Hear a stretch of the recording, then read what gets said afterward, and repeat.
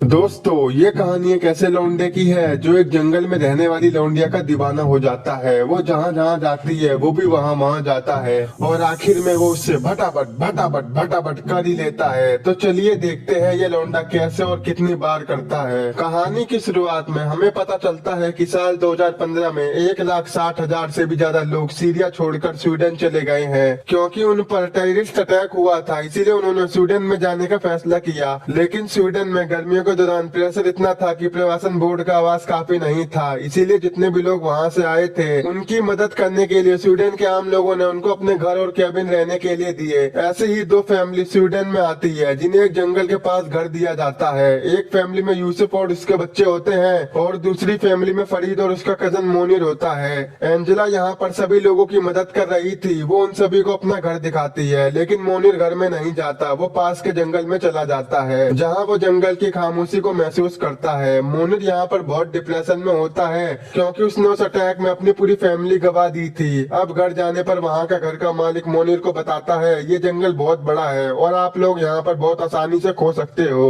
अगली सुबह मोनिर फिर से जंगल में घूमने जाता है क्योंकि उसे ये जंगल बहुत पसंद आ जाता है। वो डेली जंगल में जाता है और नई नई चीजों के बारे में जानता है। एक दिन जंगल में उसे पुराना घर दिखाई देता है जिसमें कोई नहीं रहता था। तो वो अंदर जाता है और उस घर को देखने लगता है। तभी उसे डरावने ख्वाब आने लगते हैं और वो वहाँ से भाग जाता है। वो एक झील के पास पहुँचता है जहाँ वो पास में ही एक नाव को भी देखता है जिसमें बैठकर वो झील में तैरने लगता है और वो उस नाव में लेटकर अपने डिप्रेशन में डूब जाता है और नाव में ही सो जाता है। अगले दिन मोनिर एक पेड़ पर सो जाता है और ये रात भी गुजर जाती है। 2 दिन बाद जब मोनिर घर पर आता है तब फरीद गुस्से में कहता है भाई 2 दिन से कहाँ था? तो मोनिर कहता है मैं जंगल में ही था और कहाँ जाऊंगा। ये बोलकर वो उल्टा फरीद पर ही गुस्सा हो जाता है। वहीं रात में वो डिनर करने भी नहीं आता तो फरीद उसका खाना लेकर उसके रूम में जाता है और वो उसे समझाता है कि यार तू इस तरह से जंगल में नहीं घूम सकता क्योंकि यहाँ पर कई जंगली जानवर भी रहते हैं। अगले दिन स्वीडिश लोगों का एक फेस्टिवल होता है जिसमें वो भंड होकर भांग रोड़ा पीते हैं और अपने देवताओं की पूजा करते हैं। जब मोनिर वहाँ पर जाने की कोशिश करता है तो यूसुफ और फरीद उसे बताते हैं कि तुम उनके पास मत जाना, वो फुल नशे में है। अगर तुमने उन्हें डिस्टर्ब किया तो वो हम पर गुस्सा हो जाएंगे। लेकिन फिर भी मोनिर चुपके से वहाँ देखने लगता है जहाँ उसकी नजर एक लड़की पर जाती है जो कि वहाँ की स्थायी स्वीडिश लड़की थी। अगली सुबह 3 लड़के मोनिर के घर आकर उसे भला बुरा कहने लगते हैं। उनमें से एक लड़का पत्थर फेंकता है जो कांच तोड़कर सीधा उनके घर में आता है। ये देखकर मोनिर को गुस्सा आ जाता है और वो बाहर जाकर उस लड़के में एक घुसंड मार देता है। तो वो लौंडा भी उसमें एक घुसंड मार देता है। तभी फरीद वहाँ आकर उसे रोक लेता है। अब इस इंसिडेंट से सभी लोग बहुत परेशान थे क्योंकि उस लौंडे को पुलिस ने हिरासत में ले लिया था। अब क्योंकि उसने पत्थर फेंका था तो ये उसकी ही गलती थी, लेकिन अगर वो लड़का उस पर हाथ उठाने के जुर्म में मुकदमा चलाता है तो इन लोगों के निवास परमिट पर पूरा ध्यान दिया जाएगा। वो लोग यहाँ पर शरण के लिए आए थे और निवास परमिट मिलने से पहले ही अगर उन लोगों के ऐसे मामले सामने आते हैं तो सरकार उनके परमिट रद्द कर देगी और उन्हें इस कंट्री से निकाल देगी। ये सारी बात फरीद मोनिर को समझाता है। अगले दिन मोनिर फिर से जंगल में झील के पास जाता है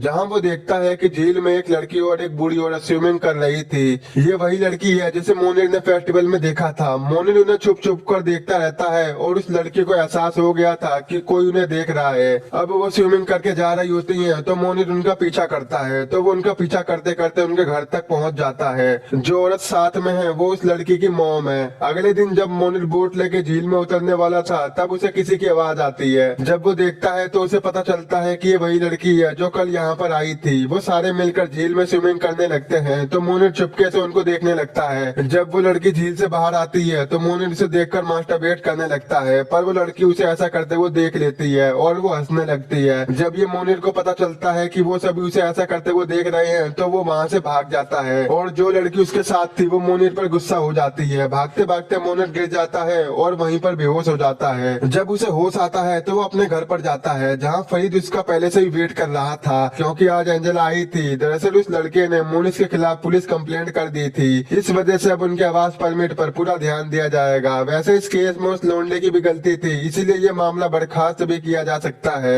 एंजेला मोनिर को बताती है कि आप लोग यहाँ पर शरण के लिए आए हैं, आप इस तरह का व्यवहार यहाँ पर नहीं कर सकते। एक दिन मोनिर फिर से उसे झील पर जाता है जहाँ वो देखता है कि आज वो लड़की भी वहाँ पर आई हुई थी और आज वो अकेली थी। मोनिर पेड़ के पीछे छुपकर उसे देखे जा रहा था पर उस लड़की को पता चल जाता है कि कोई उसे देख रहा है। वो कहती है कि मुझे इस तरह से मत देखो, मुझे बहुत बुरा लग रहा है, मैं तुमसे कुछ कहना चाहती हूँ। तो फिर मोनिर सामने सामने आ जाता है और उसके पास बैठकर वो दोनों आपस में बात करते हैं। और यहाँ हमें पता चलता है कि उस लड़की का नाम मुआ है। उधर फरीद देखता है कि मोनिर घर पर नहीं है तो वो उसे ढूंढने निकल जाता है, जहाँ मुआ उसे बताती है कि आप जब यहाँ पर पहली बार आए थे तो मैंने तुम्हें देखा था, और दूसरी बार मैंने तुम्हें फेस्टिवल में देखा था जहाँ तुम कैबिन के पीछे छुपे हुए थे। तुम्हें लगा तुम्हें कोई नहीं देख रहा पर तुम्हें सब लोग देख रहे थे। तीसरी बार मैंने तुम्हें जब देखा था जब मैं अपनी मॉम के साथ यहाँ पर आई थी। मुआ कहती है कि तुम मुझे अजीब लगे और साथ ही में तुम मुझे दिलचस्प भी लगे, इसीलिए मैं अभी छुप छुप कर तुम्हें देखा करती थी। फिर मोनिर मुआ से कहता है कि आओ मैं तुम्हें कुछ दिखाऊंगा। तो मुआ कहती है इस समय मुझे स्विमिंग करनी है तो वो बाद में दिखेंगे। वो कहती है कि क्यों ना तुम भी मेरे साथ स्विमिंग करो। इस पर मोनिर उसे मना कर देता है। तो मुआ कहती है ठीक है कोई बात नहीं, तुम घूम जाओ। तो मोनिर घूम जाता है और मुआ टी शर्ट उतार कर स्विमिंग करने लगती है। झील से बाहर आने के लिए मुआ मोनिर से हेल्प मांगती है। तो मोनिर अपना हाथ आगे बढ़ाता है पर मुआ उसे खींचकर पानी में गिरा देती है। उसका कोई गलत इंटेंशन नहीं था, वो बस मोनिर को स्विमिंग कराना चाहती थी। पर मोनिर को तैरना नहीं आता था और वो डूबने लगता है, जिससे मुआ भी डर जाती है। पर तभी वहाँ पर फरीद आ जाता है। वो मोनिर को बाहर निकालता है और मुआ पर बहुत गुस्सा करता है और वो उसे प्यार से समझाकर घर ले जाता है। लेकिन अगले दिन यूसुफ की वाइफ के समझाने पर वो मुनीस को जंगल में जाने की परमिशन दे देता है।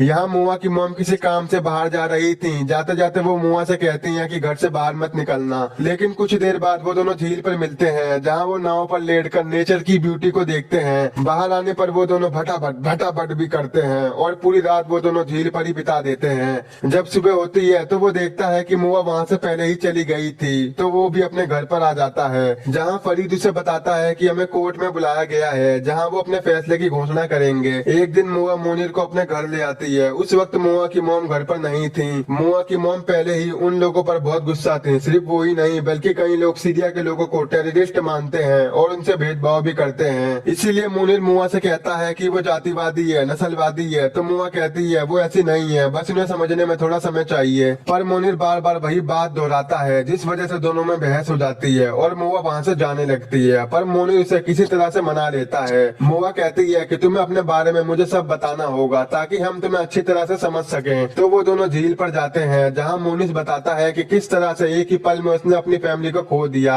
अपने बारे में बताते बताते मोनिर रोने लगता है। इसके बाद वो दोनों साथ में वक्त बिताने लगते हैं और अब वो दोनों पूरा दिन जंगल में रहते हैं। वो मुआ के साथ बहुत खुश था। एक दिन वो मुआ को अपने घर भी लेके आता है। इस तरह से वो अपनी प्यार भरी लाइफ जी रहे थे। एक दिन जब मोनिर मुआ के घर जा रहा था तो फरीद मोनिर से कहता है कि जल्दी घर आ जाना, कल हमें मुलाकात के लिए जाना है। तो मुआ कहती है आप फिक्र मत करो, मैं जल्दी ही से घर पर छोड़ दूंगी। ये दोनों घर की तरफ निकल जाते हैं। लेकिन जब वो वहाँ पर पहुँचते हैं तो मुआ को पता चलता है कि उसकी मॉम घर पर है। इसीलिए वो मोनिर को बाहर रुकने को कहती है। लेकिन मोनिर कहता है कि मैंने तुम्हें फरीद से मिलवाया, अब तुम मुझे अपनी मॉम से मिलवाओ। मुआ जानती थी कि अगर उसकी मॉम ने मोनिर को देख लिया तो वो बहुत गुस्सा होगी, इसीलिए वो उसे वहीं पर रुकने को कहती है। जब मुआ अंदर जाती है तो वो देखती है कि वहाँ जॉन आया हुआ है, जो मुआ को चाहता था और उसने उसे प्रपोज भी किया था।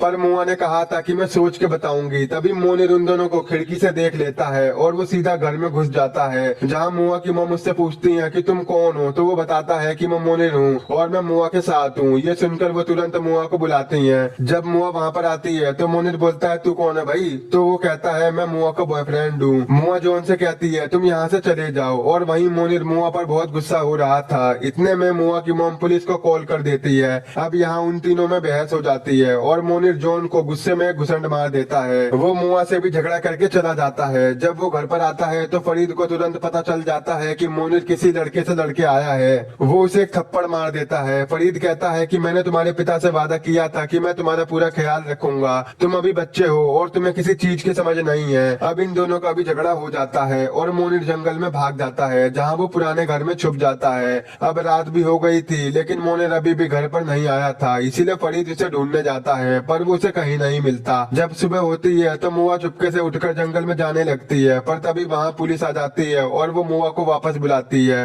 वो मुआ से बात करना चाहती थी क्योंकि मोनिर कहीं पर नहीं दिख रहा था और वो माइग्रेशन बोर्ड की मीटिंग में भी नहीं आया था, इसीलिए सरकार ने उसका निवास परमिट रद्द कर दिया है। इसीलिए उसे ढूंढने में तुम हमारी मदद करो। तो फिर मुआ पुलिस को लेकर जंगल वाले घर में जाती है। पहले तो वो अकेले उस घर में जाती है और मोनिर से भटाभट करती है। यहाँ पुलिस और फरीद भी उस घर की तरफ धीरे धीरे बढ़ रहे थे। कुछ देर बाद पुलिस दरवाजा खटखटाती है, जहाँ मुआ मोनिर को समझाती है कि मैं हमेशा तुमसे प्यार करती रहूंगी और अब मोनिर भी समझ गया था कि उसके जाने का टाइम आ गया है। वो चौंक जाता है और कहता है कि तुमने पुलिस को क्यों बुलाया। जब अंदर से दरवाजा कोई नहीं खोलता तो पुलिस ऑफिसर दरवाजा तोड़ देते हैं। तो वहीं दूसरी तरफ मोनिर एक होल से निकलने की कोशिश करता है। तभी वहाँ पर फरीद आ जाता है। वो देखता है कि मोनिर यहाँ से निकलने की कोशिश कर रहा है, इसीलिए वो टेबल पर पड़ा चाकू उठाता है ताकि पुलिस का ध्यान उस पर रहे और तब तक मोनिर वहाँ से भाग जाए। जब मोनिर वहाँ से भाग जाता है तो फरीद वो चाकू फेंक देता है, जिसकी वजह से वो ऑफिसर उसे गोली मार देता है। गोली की आवाज सुनते ही मोनिर वापस आ जाता है। वापस आते ही वो ऑफिसर उसे पकड़ लेता है, लेकिन मोनिर देख लेता है कि फरीद मर चुका है, जिससे वो बहुत चिल्लाता है। दूसरी तरफ वो ऑफिसर फरीद को बचाने की कोशिश कर रहा था, पर वो तो मर चुका था। मोनिर को पुलिस लेके गाड़ी तक पहुंचती है। तभी मुआ को ख्याल आता है कि वो अब कभी मोनिर से नहीं मिल पाएगी, क्योंकि उसे वापस उसकी कंट्री में भेज दिया जाएगा। इसीलिए मुआ उसे आखिरी बार बाय कहना चाहती थी। वो उसके पीछे भागती है, पर वो ऑफिसर मुआ को रोक लेता है। वो उसे आखिरी बार मिलने भी नहीं देता। वो बस चिल्लाती रह जाती है और मोनिर भी देखता रह जाता है और पुलिस उसे अपने साथ लेके चली जाती है। कुछ टाइम बाद हम देखते हैं कि मुआ जॉन और एक बच्चे के साथ उसी जेल पर आई है, जहाँ हमें पता चलता है कि वो बच्चा मोनिर का है। और यहीं पर इस मूवी का एंड हो जाता है।